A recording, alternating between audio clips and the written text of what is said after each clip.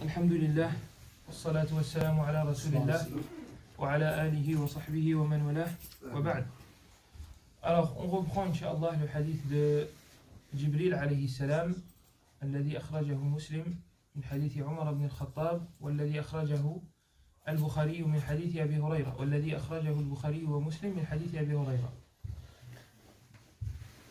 Donc, on va reprendre le hadith de Jibril alayhi salam et nous allons reprendre à partir de malaikatihi. An tu'mina billahi wa malaikatihi. Donc, al-malaika hum khalqun min khalqillah la ya'suna Allah ma amarahum wa yaf'aluna ma yu'marun bal ibadun mukramun la yasbiqunahu bil qawli wa hum bi amrihi ya'malun. Donc, les anges alayhimus salam, ce sont des créatures qu'Allah a créés et ils ne désobéissent jamais à Allah. La yasbiqunahu bil qawli wa hum bi amrihi ya'malun. Ils ne le devancent même pas dans ses commandements. Ici, il y a un petit problème qui pourrait se poser chez quelqu'un qui ne comprendrait pas un verset. Dans Surat Al-Baqarah, donc là Allah il nous dit les anges ne devancent pas Allah. Les anges obéissent à Allah. Dans Surat Al-Baqarah, lorsqu'Allah a dit qu'il allait créer, qu'il allait mettre sur terre une nouvelle créature, donc nous, les humains, qu'est-ce que les anges ont dit?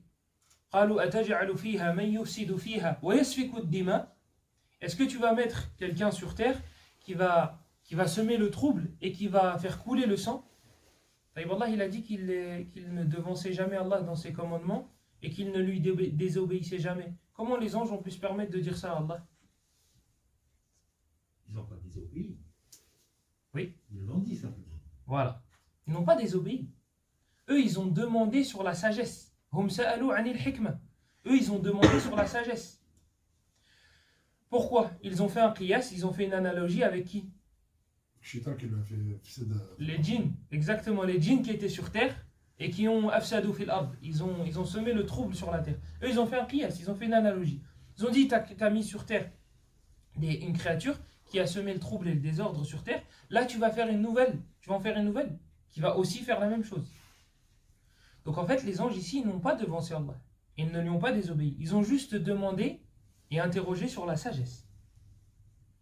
Et ici, on va en prendre un jugement. Les savants ont tiré un jugement. C'est istifhamul ma'mour fi amrin min awamiril amir. Wa anna hadha la yu'addu min su'il adab. Que le fait celui à qui on donne un ordre demande à celui qui donne l'ordre la sagesse. Donc là, les anges, c'est eux qui ont reçu l'ordre. Ils demandent à Allah la sagesse. Et Allah ne leur a pas reproché leur demande. Il leur a juste dit Inni a'lamu ma la ta'lamun. Je sais ce que vous ne savez pas. Donc si quelqu'un t'ordonne quelque chose, si un gouverneur ordonne quelque chose, et que les autres lui demandent, ceux qui ont reçu l'ordre, lui demandent quelle est la sagesse, pourquoi tu veux faire ça, il doit répondre. Il se doit de répondre. C'est pas un seigneur à qui on obéit et on ferme les yeux et il dit ce qu'il veut et il fait de nous ce qu'il veut. Pareil pour les enfants. S'il te demande pourquoi tu m'as ordonné ça, tu dois lui dire. Lui, il ne faut pas qu'il fasse les choses en vain. Il faut qu'il sache qu'il y a une sagesse derrière le fait que tu lui interdis ça ou que tu lui obliges cela. Sauf dans un seul cas. Regardez dans le verset. Pourquoi Allah il leur a pas répondu? Parce qu'en fait, les anges ne peuvent pas comprendre la sagesse. Pour t'expliquer la sagesse, pourquoi j'ai fait ça, c'est trop long. Et c'est pas le problème, il n'est pas dans la longueur seulement. Il est dans le fait que tu n'arriveras pas à comprendre. Si Allah l'avait expliqué aux anges, peut-être que les anges n'auraient pas compris. Et quand nous, les humains, on ne comprend pas quelque chose, qu'est-ce qu'on fait? On dit c'est pas vrai. On dit c'est pas vrai. Quand on ne comprend pas quelque chose, on dit c'est pas vrai. Donc en fait, lorsque l'humain qui est en face de toi ne va pas comprendre la sagesse, ne lui explique pas la sagesse. Ne lui explique pas. Il ne va pas comprendre de toute façon. Et regardez, le problème, il ne viendra pas de la sagesse. Il viendra de la raison. Il viendra de l'intelligence de la personne qui est en face. Les savants, ils comparent cela à un verre. Et la sagesse d'Allah à la mer, l'eau de l'océan, des océans. Si vous essayez de mettre les océans dans le verre, qu'est-ce qui se passe? Le verre, il va partir avec les vagues et ce sera terminé pour le verre. C'est exactement la même chose pour la raison. La raison, si vous essayez de tout expliquer avec votre raison, Allah il a fait ça parce que. Et la sagesse, c'est ça, c'est ça, c'est ça. Vous allez finir comme ce vers. Et le problème, il ne viendra pas de la sagesse d'Allah. Il viendra de votre aql, il viendra de votre raison, parce qu'elle est limitée. On arrive à expliquer et comprendre que notre vue est limitée, mais on n'arrive pas à comprendre que la raison elle est limitée. Moi, si je vois un bâtiment, je ne vais pas forcément voir celui qui est derrière, parce qu'il sera caché par le premier. C'est exactement la même chose pour la raison. La raison, il y a des choses qui sont cachées. Je pense que c'est Ibn al-Jawzi qui donne un exemple. Il dit comment ça se fait, et je vous l'avais déjà dit dans les tout premiers cours, comment ça se fait que le bébé, le nouveau-né, pleure à la naissance. Et moi, je ne vous parle pas des bienfaits au niveau de la santé, etc., etc. Non. Plus loin que ça. Comment ça se fait qu'Allah fait en sorte qu'un bébé pleure à la naissance alors que ce bébé-là, il n'a aucun péché? Il n'a rien fait. On ne peut pas lui dire que c'est une expiation parce qu'il n'a pas de péché. Une épreuve, mais c'est un bébé. Le qalam, il est marfou'. Il n'a pas de péché, cet enfant. Donc comment ça se fait qu'Allah il a fait ça? Allahu a'lam. Et c'est pareil dans plein de choses. Dans l'aqdar, dans le destin. Vous allez trouver des choses, vous ne pourrez pas les expliquer avec votre raison ou avec des sagesses. Tout ce qu'on sait, c'est qu'Allah il sait et que nous, on ne sait pas. Donc la raison, elle est limitée. Qu'est-ce qui a anéanti le fils de Nuh, alayhi salam? Qu'est-ce qu'il a dit, Nuh? Il lui a dit monte, irkab ma'ana. Il lui a dit monte. Nuh, le fils de Nuh, qu'est-ce qu'il a utilisé? Son aql. Qala sa'awi ila jabali ya'simuni min al-ma. Il a utilisé sa raison. Le déluge allait arriver. Le fils de Nuh, il dit la logique voudrait que si je me mets derrière la montagne, je vais être protégé. Il a utilisé son aql. Qu'est-ce qui s'est passé? قال سآوي إلى جبل يعصمني من الماء قال لا عاصم اليوم من أمر الله إلا من رحم وحال بينهما الموج فكان من المغرقين. Le fils de Nuh, il a fini dans les noyés. Il a utilisé sa raison. Lui, pour lui, au niveau de l'aql, au niveau de la raison, au niveau de la logique, il est meilleur de se protéger derrière une montagne que d'aller sur un bateau.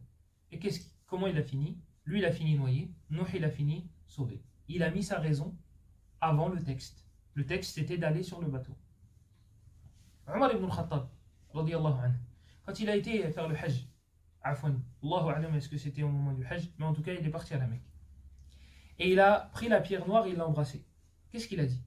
Il a dit Inni la a'lamu annaka hajar, la tadur wa la tanfa'. Wa huna ash-shahid. ولولا أني رأيت رسول الله يقبلك ما قبلتك. Omar ibn al-Khattab, il a été à la Mecque et il a pris la pierre noire et il l'a embrassée. Et il a dit, je sais que tu n'es qu'une pierre. Tu n'es ni néfaste, ni utile.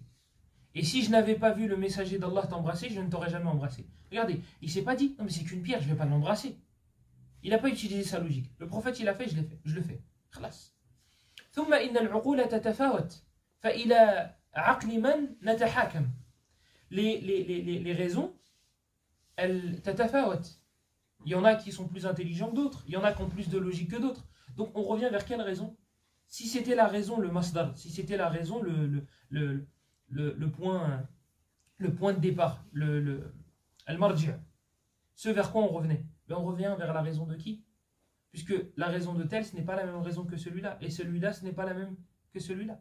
وَاعْلَمُوا أَنَّ فِيكُمْ رَسُولَ اللَّهِ لَوْ يُطِيعُكُمْ فِي كَثِيرٍ مِنَ الْأَمْرِ لَعَنِتُّمْ. Et sachez que parmi vous, il y a le messager d'Allah, et s'il vous obéissait, dans plusieurs de vos décisions, eh bien l'affaire serait difficile. Les uqul, les raisons, elles sont différentes. Donc ça, c'était une parenthèse pour parler de la raison et du fait que la raison était limitée. طيب, al-malaika khuliqu min mada. Les anges, ils sont créés de quoi? De lumière. Hadith dans Sahih Muslim selon Aïcha. Les anges sont créés de lumière. Ajnihatuhum. Ils ont des ailes. Allah il le dit dans la sourate au tout début, c'est le premier verset. Fatir. Sourate 35. Alhamdulillahi fatiri samawati wal ardi ja'ilil malaikati rusulan uli ajnihatin mathna wa thulatha wa ruba'. Yazidu fil khalqi ma yasha. Allah il dit qu'il a créé les anges avec deux ailes 3 ailes et 4 ailes. Yazidu fil khalqi ma yasha. Et on sait que d'autres anges ont plus d'ailes. Ici, les savants utilisent aussi ce verset pour dire que la raison ne peut pas comprendre toute chose et ne peut pas expliquer toute chose. Pourquoi? Un ange avec 2 ailes. C'est bon, vous pouvez les mettre les ailes. Une à droite, une à gauche. D'accord, 3 ailes. Vous la mettez où la 3e? Et si vous la mettez au milieu, il vole comment? Il va voler de travers. C'est pas possible. Les savants, ils utilisent aussi ce verset pour dire que la raison ne peut pas tout expliquer. On ne peut pas tout expliquer avec la raison.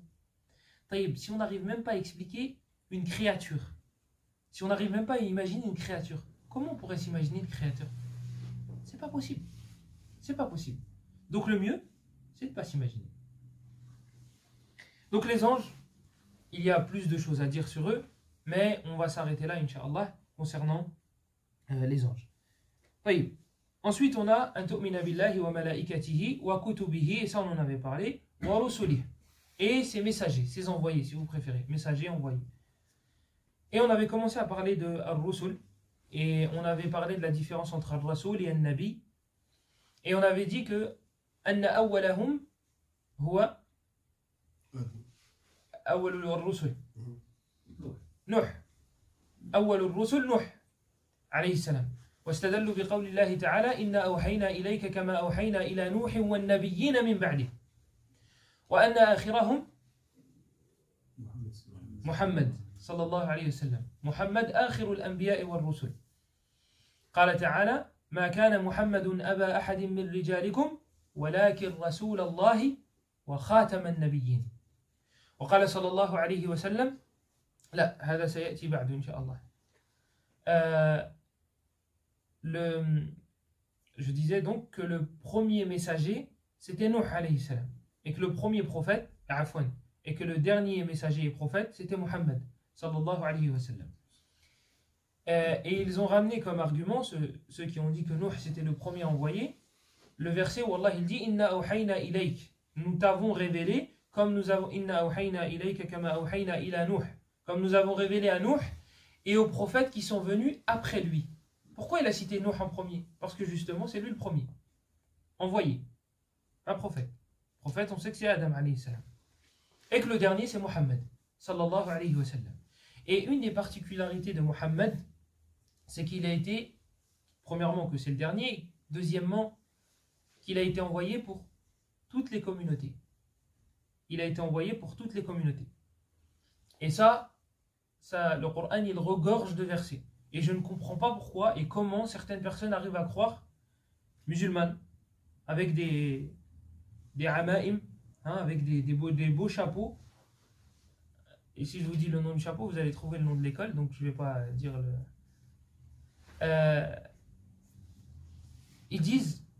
ils arrivent à dire, et c'est des gens diplômés, des personnes âgées, etc. Et qui sont, ils ont étudié Sharia, c'est leur spécialité.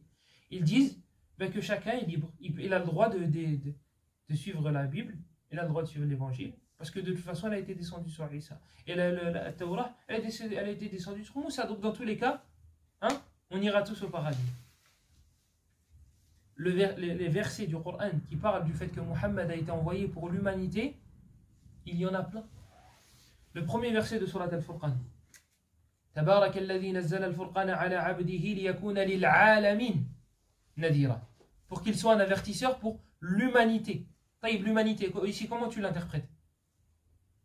Qul ya ayyuhan nasu inni rasulullah ilaykum jami'an. Dis ô vous les gens, je suis un envoyé. Qul ya ayyuhan nasu inni rasulullah ilaykum jami'an. Je suis un messager pour vous entièrement, pour vous tous. Wa ma arsalnaka illa rahmatan lil alamin. Nous t'avons envoyé que par miséricorde pour l'humanité. Et nous t'avons envoyé que comme avertisseur pour l'humanité. Bashiran wa nadira, avertisseur annonciateur de bonnes nouvelles et avertisseur. Le prophète sallallahu alayhi wa sallam il dit أعطيت خمسا لم يعطهن أحد قبلي وكان النبي يبعث إلى قومه خاصة وبعثت إلى الناس كافة وفي رواية مسلم وبعثت إلى كل أحمر وأسود. Comment on interprète ces hadiths-là et ces versets-là? On m'a donné 5 choses. 5 choses qu'on a données à personne avant moi. Et parmi les choses qu'on m'a données, les prophètes, les messagers étaient envoyés à une communauté bien précise. Et j'ai été envoyé pour toute l'humanité. J'ai été envoyé pour tout le monde. Dans l'autre version, j'ai été envoyé pour tous les noirs et rouges. On fait, comment on interprète ces hadiths-là? Le hadith que je vous avais cité.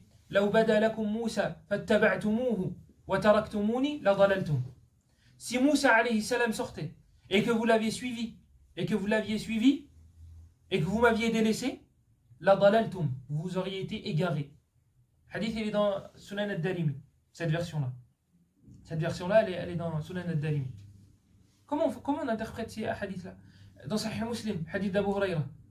والذي نفس محمد بيده لا يسمع بأحد من هذه الأمة يهودي ولا نصراني ثم يموت ولم يؤمن بالذي أرسلت به إلا كان من أصحاب النار. Le prophète il jure par celui qui détient l'âme de Mohammed dans sa main. Il n'y en a pas un dans cette communauté, qu'il soit juif ou chrétien, qui entend parler de moi et qui ne croit pas en ce avec quoi je suis venu sans qu'il fasse partie des gens de l'enfer. Qu'est-ce qu'on fait de ces textes-là? Donc la particularité, une des particularités de Mohammed sallallahu alayhi wa sallam, c'est qu'il a été envoyé pour l'humanité et que c'est le dernier prophète et messager. Taïb, si le dernier prophète et messager, Isa, il est mort? Isa, il n'est pas mort. Et donc du coup, c'est pas le bon dernier prophète, Mohammed. C'est Isa. Isa va venir après Mohammed. Oui, mais il ne sera pas Rasoul. Voilà, il ne vient pas en tant qu'envoyé et prophète, Isa. Lui, il va suivre la charia de Mohammed. Il ne vient pas en tant que Rasoul, il ne vient pas en tant que Nabi. Il va suivre la communauté de Mohammed. Naam, ça restera un prophète, ça restera un envoyé. Mais il ne viendra pas en tant que tel. Il ne viendra pas pour amener une nouvelle religion. Il va suivre celle de Mohammed. Sallallahu alayhi wa sallam. Les gens, ils aiment bien en faire une devinette. Ils disent quel est le compagnon du prophète qui n'est jamais mort, qui n'est pas encore mort, pardon. Et c'est Isa alayhi salam. Puisque la définition d'un compagnon, c'est celui qui a vu le prophète en étant vivant. Et qui est mort en étant croyant. On sait qu'Isa va mourir croyant. Et Isa, il a rencontré Mohammed dans les cieux. Donc c'est aussi un compagnon chez certains. Et donc, Isa alayhi salam, c'est lui le... طيب نؤمن بهم إجمالا وتفصيلا. On croit en eux, إجمالا, de manière générale, وتفصيلا, et de manière un peu plus précise.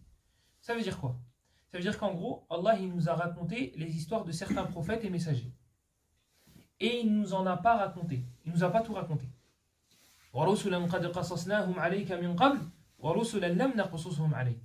Et il y a des envoyés dont on ne t'a pas raconté leur histoire. Comment on fait nous en tant que musulmans pour croire en eux? Eh bien on y croit de manière globale, de manière générale. Et ceux dont on a les histoires, on y croit de manière détaillée. Youssouf, Ibrahim, Moussa, etc. etc. Il y en a combien dans le Coran? Tafsilan, avec leur nom? 25. 25. Ahsant. La sourate dans laquelle il y en a le plus, 17 je crois, c'est laquelle? Là. Là. Non. Elle est dans une page en plus. Les noms ils sont dans une page. 17, juste avant l'Araf. Naam. وتلك حجتنا آتيناها إبراهيم على قومه. Ça fait 1. وتلك حجتنا آتيناها على إبراهيم على قومه نرفع درجات من نشاء إن ربك حكيم عليم.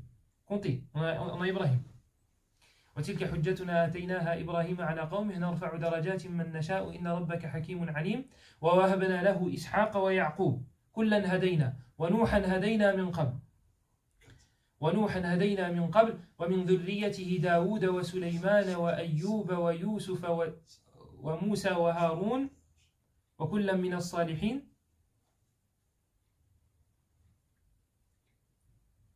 Personne connaît l'An'am?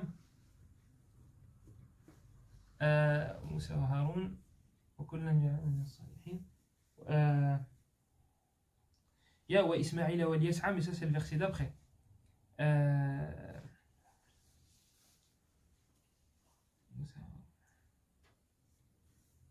وزكريا وزكريا ويحيى وعيسى وإلياس كلهم نعم et après le verset il termine et après وإسماعيل واليسع ويونس ولوطا. Ça fait combien? 19. 19? Ah non, il y a un problème. Ah, il y a un problème. Ah, c'est soit 17, soit 18. 17. Là, 19, c'est pas possible. 19, c'est pas possible. 17. C'est soit 17, 18. Comptez 5. Classe, 10 17. et 2. Classe, 17. 17. Regardez, subhanallah, ici, je voulais faire une parenthèse. Regardez, hein. Allah ici, 17 prophètes avec leur nom. 17. Et regardez à la fin du verset. À la fin de la page. Regardez ce qu'Allah dit. ذَلِكَ هُدَى اللَّهِ يَهْدِي بِهِ مَنْ يَشَاءُ مِنْ عِبَادِهِ. Voici la voie d'Allah. ذَلِكَ هُدَى اللَّهِ يَهْدِي بِهِ مَنْ يَشَاءُ مِنْ عِبَادِهِ. Il guide vers celle-ci qui il veut. Regardez. وَلَوْ أَشْرَكُوا لَحَبِطَ عَنْهُمْ مَا كَانُوا يَعْمَلُونَ. Et s'ils avaient associé quelque chose à Allah, alors Allah aurait effacé leurs œuvres. On parle de qui là? On parle d'Ibrahim, Ismaïl, Ishaq, Yaqub. On parle des élites. On parle des gens qu'Allah il a choisis. Et Allah il a encore voulu appuyer sur le fait que s'ils avaient associé quelque chose, Allah leur aurait pas pardonné. Comment ils peuvent être mouchriquins ou l'Ikhtar? Là, il n'a pas dit qu'il sera. Là, il dit Walaou ashrakou. Et s'ils avaient, c'est une supposition. S'ils avaient, Walaou ashrakou, la habita anhum ma kanu ya'malun. Wa hashahum. Hashahum. Hum ma'soumoun. Ils sont protégés de ça.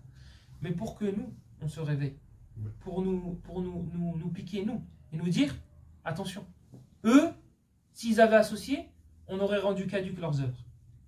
On les aurait mis en enfer éternellement. Alors que dire de vous? Et ça, pareil, les versets, ils regorgent. Le Coran en regorge de ce genre de versets. وَلَقَدْ أُوحِيَ إِلَيْكَ وَإِلَى الَّذِينَ مِنْ قَبْلِكَ لَإِنْ أَشْرَكْتَ لَيَحْبَطَنَّ عَمَلُكَ وَلَا تَكُونَنَّ مِنَ الْخَاسِرِينَ. Et il t'a été révélé à toi. Toi qui?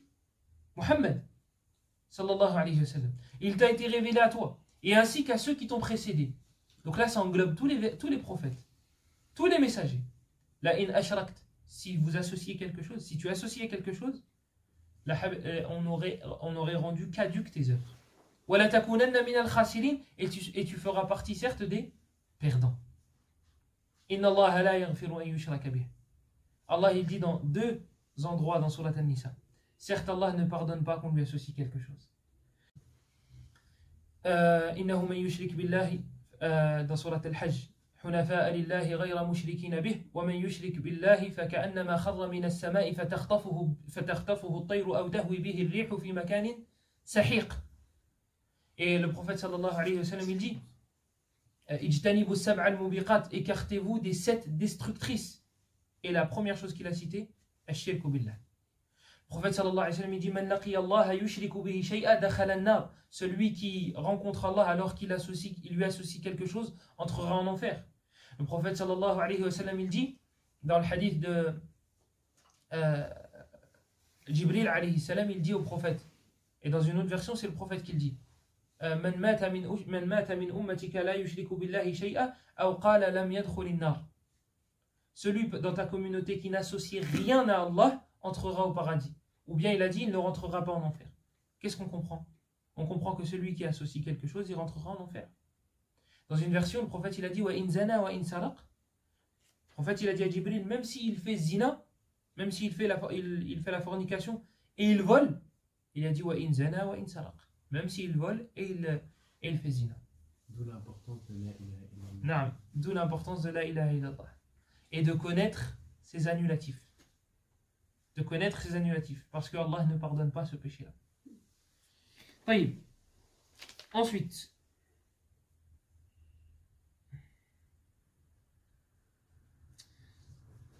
نعم مع كل في كل أمة, ça on l'a dit, dans chaque communauté, il me semble qu'on a fait allusion à ça, dans chaque communauté il y a eu un messager. Chaque communauté. وَلَقَدْ بَعَثْنَا فِي كُلِّ أُمَّةٍ رَسُولًا أَنِ اعْبُدُوا اللَّهَ وَاجْتَنِبُوا الطَّاغُوتَ. Ensuite on a الإيمان أن تؤمن بالله وملائكته وكتبه ورسله le cinquième, l'avant-dernier, اليوم الآخر, le jour dernier. وتعريفه عند العلماء هو كل ما يأتي بعد الموت. La définition du jour dernier chez les savants, c'est tout ce qui va venir après la mort. Tout ce qui vient après la mort, ça rentre dans al-iman bil yawm al-akhir. Donc al-qabr, adab al-qabr wa na'im al-qabr, wal jannah wal nar wal qiyamah wal ba'th ila akhirih wal nafkh fi as-sur. Donc al-mizan, as-sirat ila akhirih. Donc tout ce qui va venir après la mort, ça fait partie de l'iman bil yawm al-akhir. Al-mizan, la balance, on commence d'ailleurs d'abord par la tombe. La tombe, le fait qu'il y a des délices à l'intérieur de celle-ci, le fait qu'il y ait des châtiments à l'intérieur de celle-ci, le paradis, l'enfer, la balance, le as-sirat, le pont, etc. Tout ça, ça fait partie de l'iman bil yawm al-akhir, et Inch'Allah on en parlera à une autre occasion de toutes ces choses-là qui ont été citées avec un peu plus de détails. Ensuite, on a le dernier pilier qui est al-qadr, al-imanu bil-qadr, al-imanu bil-qadr, al-imanu bil-qadr, khayrihi wa sharrihi, qu'il soit bon ou qu'il soit mauvais. Premier point, c'est wujubul imani bil-qadr, le fait que c'est obligatoire de croire au destin. Pareil, ça peut paraître logique, mais il y a des gens qui s'affilient à l'islam, qui disent qu'il n'y a pas de destin. Al-amru unuf. En gros, tout est fait, le libre arbitre, mais tu fais les choses, et Allah il les connaît, il les sait, il les connaît, qu'une fois que tu l'as fait, qu'une fois que tu as fait la chose. Ça c'est de la mécréance. Allah il sait les choses qu'une fois que tu les fais. Taïb, c'est quoi la différence entre la science d'Allah et la science des créatures du coup? Il n'y en a pas. Moi, je sais que je vais faire la chose une fois que je l'ai faite. Et Allah, il le sait, il sait que je vais faire cette chose-là au moment où je vais la faire. C'est quoi la différence entre ma science et celle d'Allah? C'est du kufr, c'est de la mécréance. Et les versets qui sont dans le Coran, il y en a énormément, dont un que vous connaissez, qui parle du qadr. En surat al-A'la. En surat al-A'la, vous avez un verset. Alladhi qaddara fahada. Alladhi qaddara fahada. Les autres, il y en a plein. Inna kulla shay'in khalaqnahu biqadar. Les autres versets qui parlent du destin. Les autres versets qui parlent du Coran, du qadar, du destin, on en a plein. Inna kulla shay'in khalaqnahu biqadar. Wa khalaqa kulla shay'in faqaddarahu taqdira. Wa kana amru Allahi qadaran maqdura. وعبد الله بن عمر رضي الله عنهما راوي هذا الحديث ماذا يقول؟ أو هو الذي يروي عن أبيه ماذا يقول؟ قال والذي يحلف به عبد الله بن عمر لو أن لأحدهم مثل أحد ذهبا فأنفقه ما قبل الله منه حتى يؤمن بالقدر. Abdullah ibn Umar il nous dit par celui qui détient l'âme de Abdullah ibn Umar dans ses mains. Allah, si ces gens-là, ceux qui ne croient pas au destin, si ces gens-là avaient l'équivalent de la montagne d'Uhud en or et qu'ils l'avaient donné pour Allah, Allah n'aurait jamais accepté d'eux, jusqu'à ce qu'ils croient au qadar, au destin. Donc Allah n'accepte pas les œuvres des personnes qui disent qu'il n'y a pas de destin. Qu'est-ce que ça veut dire? Ça veut dire que ces gens-là, ils sont quoi? De qui Allah n'accepte pas les œuvres? Des kuffars, des mécréants. Ça veut dire que ces gens-là sont mécréants. C'est ce que Abdullah ibn Umar a dit. C'est pas moi. C'est ce que Abdullah ibn Umar a dit. Les œuvres des mécréants ne sont pas acceptées. C'est eux, leurs œuvres ne sont pas acceptées. مثل الذين كفروا بربهم أعمالهم كرماد اشتدت به الريح في يوم عاصف. وقدمنا إلى ما عملوا من عمل فجعلناه هباء منثورا ومن يبتغي غير الإسلام دينا فلن يقبل منه ما كان للمشركين أن يعمروا مساجد الله شاهدين على أنفسهم بالكفر إلى آخره. Les versets, il y en a plein qui disent que Allah n'accepte pas les mécréants. Hadith de le hadith de Aïcha radiyallahu anha dans Sahih Muslim. Vous savez, il y avait un exemple que les Arabes donnaient lorsqu'ils voulaient dire que quelqu'un était généreux. Ils disaient généreux comme Abdullah ibn Jud'an. C'était un exemple dans le Karam, dans la je viens de le dire, hein? Générosité. Dans la générosité. C'était un exemple dans la générosité. Et Aïcha radiyallahu anha, elle a dit au prophète, elle a dit, est-ce que ces aumônes vont lui servir, vont lui être utiles? C'est un mécréant. Il lui a dit là, innahu lam yaqul yawman rabbi ghfir li yawm ad-din. Il lui a dit non, ya Aïcha. Il n'a jamais dit à Allah, pardonne-moi mes péchés, mes erreurs, le jour de la résurrection. Et là, il y a un argument, je ne sais pas si on peut appeler ça un argument, de la part de ceux qui ne comprennent pas cela. Déjà, premièrement, on a dit que la raison n'avait pas à être juge. La raison, elle est derrière les textes, elle n'est pas devant les textes. Si les textes nous disent qu'ils n'auront pas de récompense et qu'Allah les mettra en enfer et qui rendra leurs œuvres vaines, on n'a pas à dire non mais pourquoi, non mais je ne comprends pas, etc. Ça c'est la première chose. Mais leur argument, hein, mettez des guillemets à argument, c'est quoi? C'est non mais ils étaient bons envers les gens. Ils étaient bons, regarde, il a donné en aumône. C'est vrai. Mais il l'a fait pour qui? Et il l'a fait pourquoi? Il l'a fait peut-être pour avoir de la reconnaissance. Il l'a fait peut-être pour avoir une bonne réputation. Il était bon envers Allah. Allah il lui a demandé 5 prières. Il les a faites. Allah il lui a demandé de rien lui associer. Il a rien associé. Donc d'accord, il était bon envers les gens. Sallamna ala kadhalik. On est peut-être d'accord avec ça. On descend à ce. On descend. Et on dit d'accord. Mais est-ce qu'il était bon envers les gens? Mais est-ce qu'il était bon envers Allah? Non. Donc on ne peut pas dire pourquoi, etc. etc. Il n'a pas de récompense auprès d'Allah. Comment on en est venu à ce sujet-là? L'iman bil qadar, le fait de renier le destin. Abdullah ibn Umar, c'est la parole de Abdullah ibn Umar. طيب, وجوب الإيمان بالقدر. Je vous ai cité quelques versets précédemment. Inna kulla shay'in khalaqnahu biqadar wa khalaqa kulla shay'in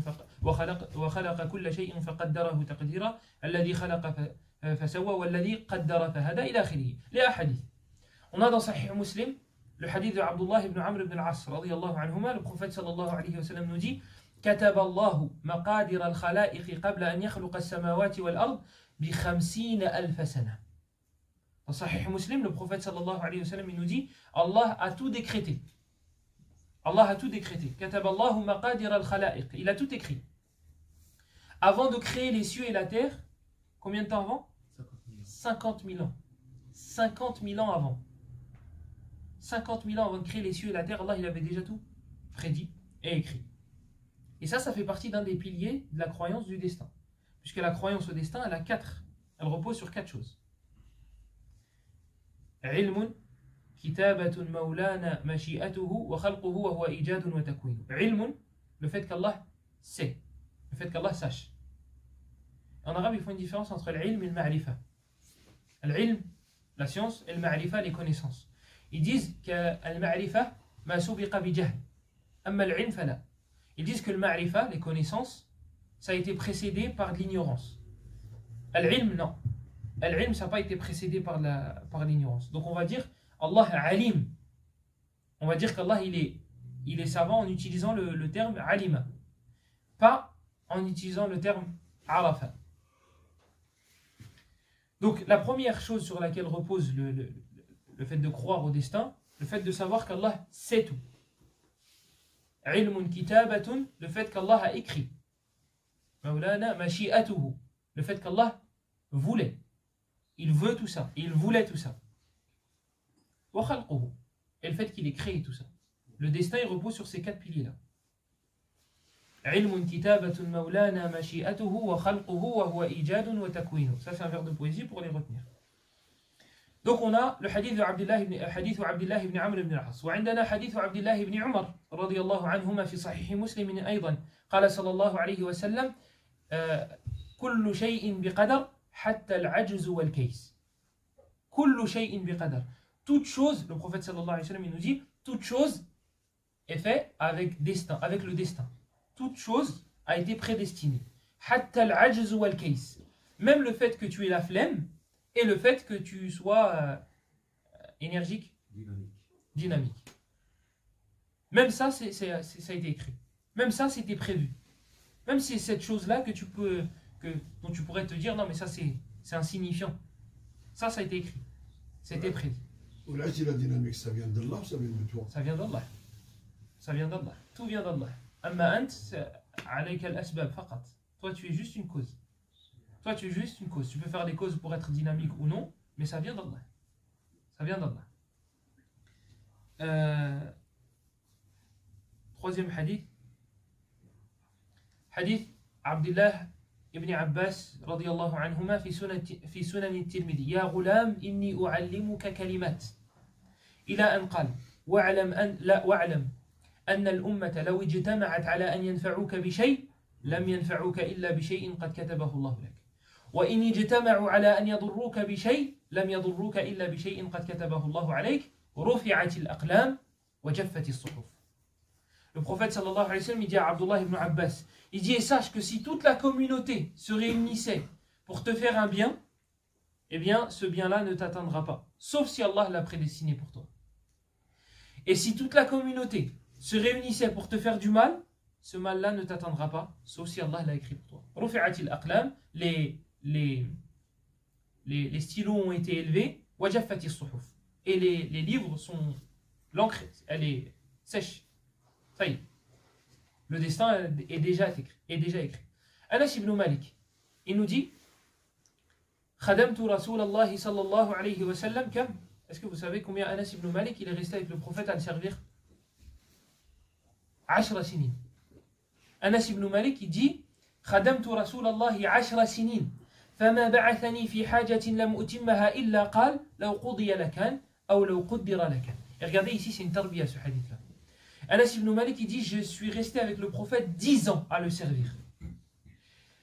Il n'y a pas un jour dans lequel il m'a ordonné quelque chose et que je ne l'ai pas fait sans qu'il me dise si ça avait été prédestiné, si ça avait été écrit, eh bien ce serait arrivé. Si ça avait été prédestiné, ce serait arrivé. Regardez, 10 ans, et il ne lui a pas fait de reproche. 10 ans, et lorsque la chose n'était pas faite, qu'est-ce qu'il disait? Si ça avait été prédestiné, eh bien Allah, il l'aurait... Ça se serait passé. Attention, ce n'est pas une excuse pour... si ton père il te dit va chercher telle chose, tu vas pas la chercher, et tu lui dis, bah, le prophète, il a dit, non. Le qadar, le destin, on peut argumenter avec dans un seul moment. Un seul. On peut argumenter avec à un seul moment. Par exemple, tu donnes rendez-vous à quelqu'un. D'accord? Tu donnes rendez-vous, parce que là, ça va ouvrir une porte qui sera insupportable. Tu donnes rendez-vous à quelqu'un. Le rendez-vous, il est très important. Il vient pas. Tu l'appelles, tu dis, pourquoi t'es pas venu? J'avais pas envie. Et tu commences à t'énerver, etc. Et tu lui dis,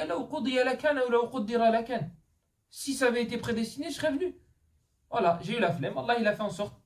T'as vu? C'était écrit 50 000 ans avant que les cieux et la terre soient créés. Tu me reproches ça? Tu peux pas argumenter avec le... Dans ce cas-là, je vais faire des péchés.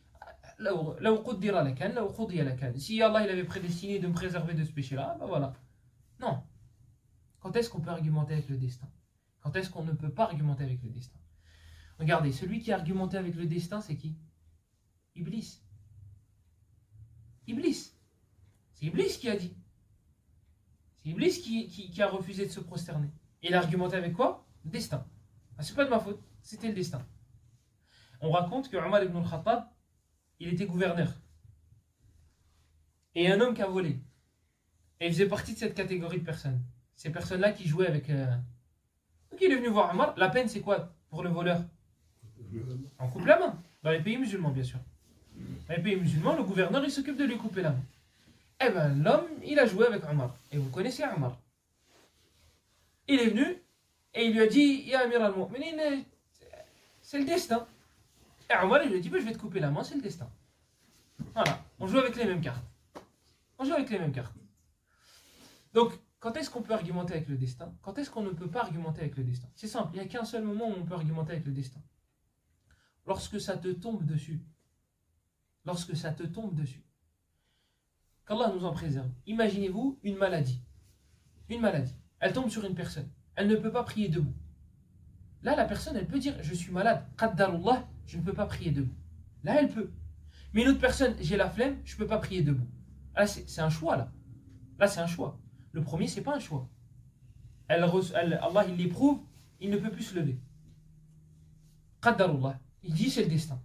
La deuxième, elle dit, j'ai la flemme. Qaddarullah. Là, c'est de ton plein gré, le deuxième. Le premier, c'est pas de son plein gré.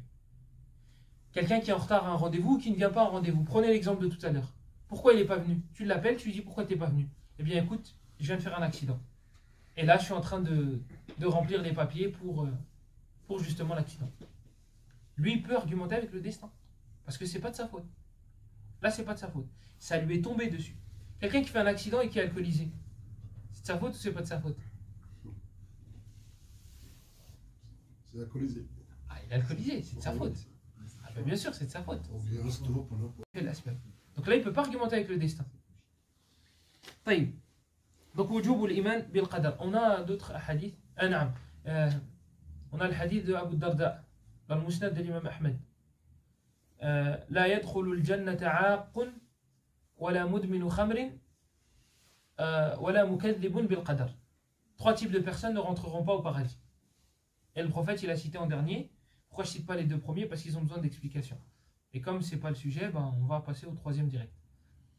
Il dit, trois types de personnes ne rentreront pas au paradis. Et dans la troisième catégorie, il a cité ceux qui démentent le destin, ceux qui disent qu'il n'y a pas de destin. Ça, c'est les hadiths concernant al-qadar, le destin. Ensuite, on a thamaratu al-iman bil-qadar, les fruits. Quels sont les fruits du fait de croire au destin? Parce que oui, ça a des fruits. Wa alaykoum salam wa rahmatullahi wa barakatuh. Parce que oui, ça a des fruits. Le fait de croire au destin, ça a des fruits.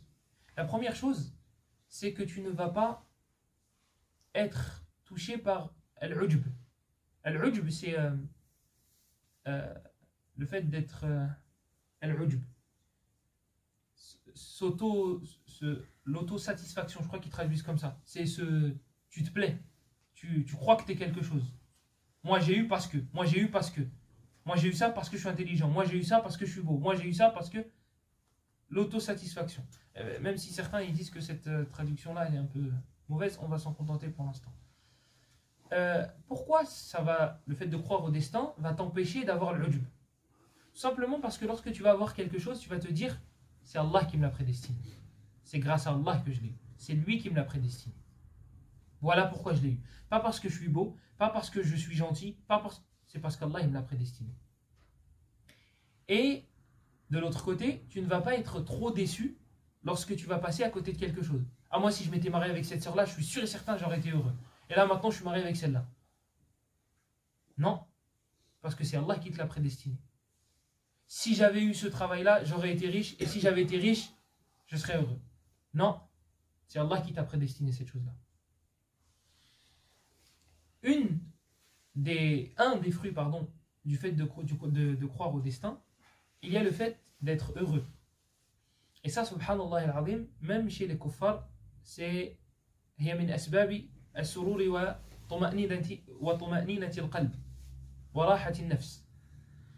Même chez les kuffars, même chez les mécréants, même chez les non-musulmans, le fait de croire au destin, le fait de se plier à ce qu'on reçoit, eh bien c'est une des causes pour être heureux. Quand tu peux rien y faire, tu peux rien y faire.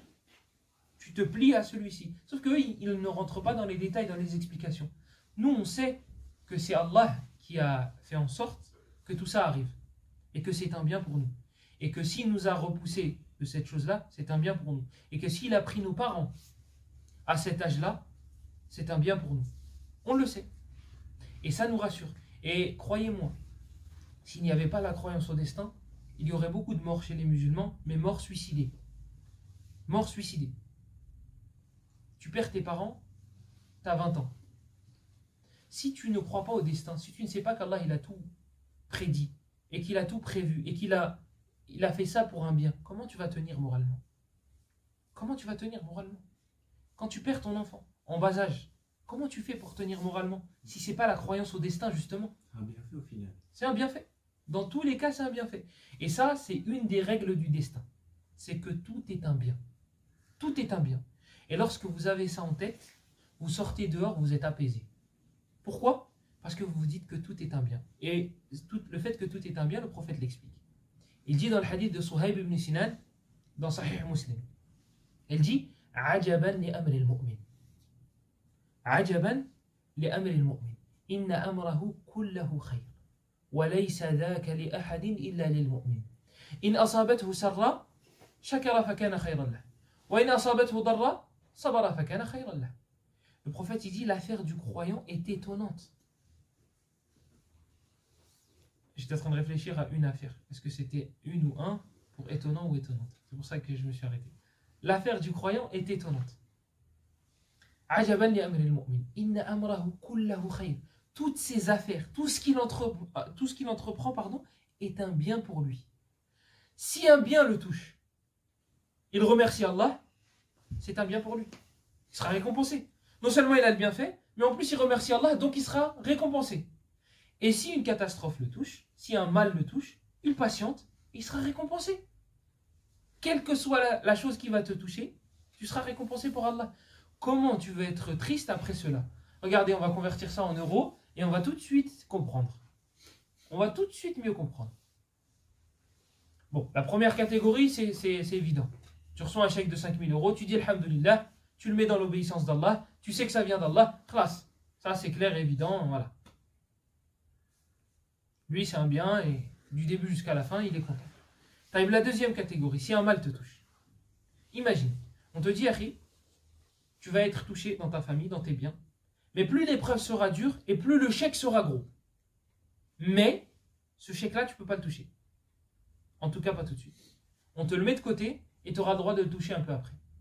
Mais attention, plus l'épreuve est grosse et plus le chèque est gros. Voilà. Là, on l'a converti en euros et ça nous parle un peu plus. Là, c'est en hasanat. C'est ce qui reste. C'est ce qui reste après la mort et c'est ce qui restera. On rapporte qu'Abu Huraira a dit que l'homme avec un grand H, a 3 compagnons. 2 qui restent et 1 qui part. 1 qui reste quand tu es bien, afwan. 1 qui reste tant qu'il reste une partie de lui. Le deuxième, il reste tant que tu es vivant. Et le troisième, il reste tout le temps. Le premier, c'est l'argent. Il reste avec toi tant qu'il reste une partie de lui. Le deuxième, il reste avec toi tant que tu es vivant, c'est ta famille et tes amis. Ta famille reste avec toi tant que tu es vivant. Tu es mort, il ne passe pas une nuit avec toi. Même ta mère, elle passera jamais une nuit avec toi. Et le troisième, tes œuvres. Tes œuvres. Quand vous avez ce point de vue-là, quand vous avez cette façon de regarder les choses, vous allez être plus assidu à vos œuvres qu'au fait de rester avec votre famille ou d'amasser de l'argent. Attention, on ne dit pas qu'il ne faut pas rester avec sa famille, qu'il ne faut pas avoir d'argent. Non. Non. Mais on dit qu'il faut être plus assidu envers les hasanat qu'envers les 2 autres choses. Qu'est-ce qu'on disait? Pourquoi on a parlé de ça? Al-Qadar. Et pourquoi j'en suis venu à parler de... Il faut accepter qu'il soit bien mauvais. Qu'il faut accepter qu'il soit bon ou mauvais et que toutes les choses qui arrivent aux croyants sont un bien pour lui.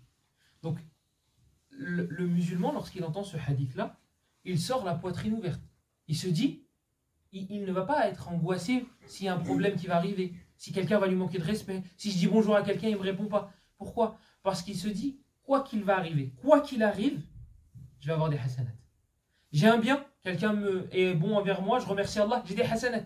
Quelqu'un est mauvais envers moi, quelle que soit la chose qui me fera, j'aurai des hasanat. Tout est un bien pour le croyant. Quelle que soit la chose qu'il va faire, quelle que soit la chose qu'il va entreprendre, c'est un bien pour lui. C'est un bien pour lui. Il va sortir la poitrine apaisée, la poitrine ouverte. Quelle que soit la chose qui va m'arriver, c'est un bien pour moi, je vais avoir des hasanat. Je vous ai dit, convertissez ça en euros et vous allez comprendre. Donc ça, c'est une règle dans la croyance au destin. C'est que tout est un bien. Tout est un bien. Imma rif'a, les masa'ib, c'est soit une élévation, soit une expiation. Si tu as beaucoup de péchés, ce sera une expiation. Tu vas rencontrer Allah avec moins de péchés, voire pas de péché du tout. Si tu n'as pas de péché à expier, eh bien ce sera une élévation. Allah il va t'élever en dehors. Et Inch'Allah, on parlera justement de la patience et de ce qu'Allah a réservé aux patients. Ce qu'Allah a réservé aux patients. Et il y a un savant, dans son tafsir, il a évoqué quelque chose que j'ai beaucoup aimé. Je vais finir sur ça. Il a évoqué que le patient, celui qui fait preuve de patience, la patience, ça peut porter à confusion, celui qui fait preuve de patience, il a 8 cadeaux. Il en a 8. Et vous savez qu'Allah déjà, il dit Allah donne en récompense aux patients, à ceux qui font preuve de patience, des récompenses sans compter. Ce n'est pas un nombre précis de récompenses. Il leur donne de manière abondante. Et ce savant-là, auquel je fais allusion, il a dit que Allah il donnait 8 faveurs aux patients, à celui qui faisait preuve de patience. Et les 8 sont dans le Coran. Wallahu yuhibbu sabirin.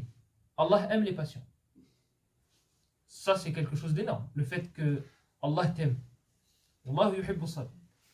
Inna Allaha ma'a sabirin. Dans Surat al-Baqarah. Donc, la première est dans Surat al-Imran. La deuxième est dans al-Baqarah. Allah est avec les croyants, avec les patients, pardon, avec ceux qui font preuve de patience. Ça, c'est un deuxième cadeau. Le troisième cadeau, je ne sais pas si je vais trouver les 8 parce que j'avais prévu de vous la ramener la semaine prochaine, c'est 8. Là, c'est dans Surat al-Furqan. Ulaika yujzawna al-ghurfata bima sabaru. Voici ceux qui auront comme récompense al-ghurfa. Al-ghurfa, c'est les manazil al-aliya, c'est les hautes demeures. Ils auront des hautes demeures. Ça, c'est le troisième. Et il y en a un quatrième. Après, les 4 derniers, c'est facile parce qu'ils sont réunis dans un seul endroit dans le Coran, dans le Baqarah.